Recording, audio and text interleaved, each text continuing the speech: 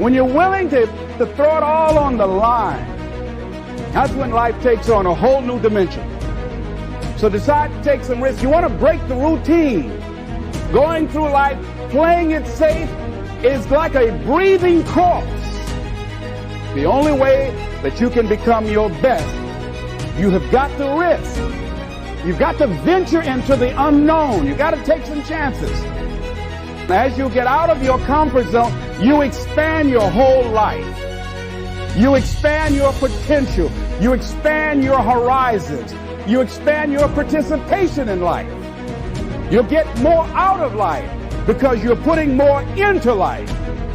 That's why it's so important that we're willing to take some risks. Some people never will have much. They're too cautious. And my caution was always the risk. Risk used to drive me right up the wall.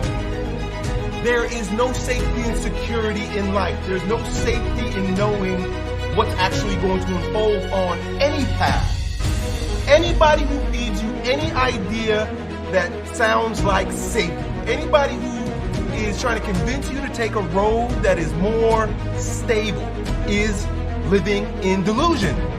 So you can't make decisions based on what you think is going to happen or what traditionally has happened or what other people think is going to happen, because nobody knows what's going to happen. Life is always a mystery. There is never, ever, ever a guarantee for what's going to unfold. I used to say, what if this happens? Then I'll tell you what changed my whole life when I finally discovered it's all risky. I'll tell you how risky life is. You're not going to get out alive. The Englishman says, well, if that's the way it's going to work out, let's give it a go. Right, that's what it's for. Give it a go. You don't know what's going to happen. The world is evolving at a rapid rate. For example, I got a question the other day. Somebody asked me, hey, Elliot, is it true that if you follow your heart that the money will follow? And I said, no. What is the guarantee is if you follow your heart, you own yourself. You're following your way. You're being your truth. You're acknowledging your inner knowing. If money comes, then great, all the better. But if you're damned by following someone else's plan, you've lost your sovereignty, you lost your intuition, you lost your true knowing. When you take that road less traveled, you have an opportunity to experience things that you would never experience if you followed the mundane road, the road most traveled. You don't know, you just don't know. But that, my friend, is the joy. The joy in life is in the question, is in the mystery, is in the limitless possibilities that are available to you only if you're courageous.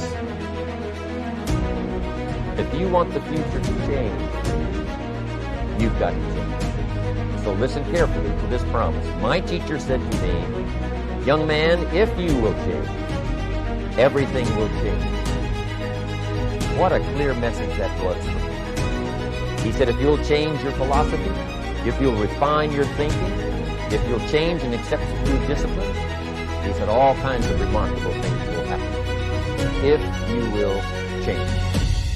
I used to cross my fingers and say, I sure hope things will change. And then I discovered from my teacher that those things are going to continue the same. In fact, all of those things that happen to us is kind of like the wind that blows. And the wind blows on us all. But if you just let the wind blow, I'm telling you, it won't take you where you want to go. And to all the things we want our life to have, this is where we want to go, and we've got a good wind, but we must not leave our future just to the wind. Here's what we must learn to do, and that is set a good sail. That's what my teacher taught me in those early days. Jerome, the wind is going to blow however it's going to blow. And however it turns out, that's the way it's going to be. What you must learn to do is not to wish for a better wind. The key is to wish for the wisdom and the skills so that you can set a better sail. I didn't go to work to try to change the government. I didn't go to work to try to change my boss or the company. I went to work to try to change myself. And I picked up that promise. But interestingly enough, the second 6 years of my economic life, the government was about the same, and the economy was about the same. Circumstances around me were the same, my negative relatives were the same. But I was not the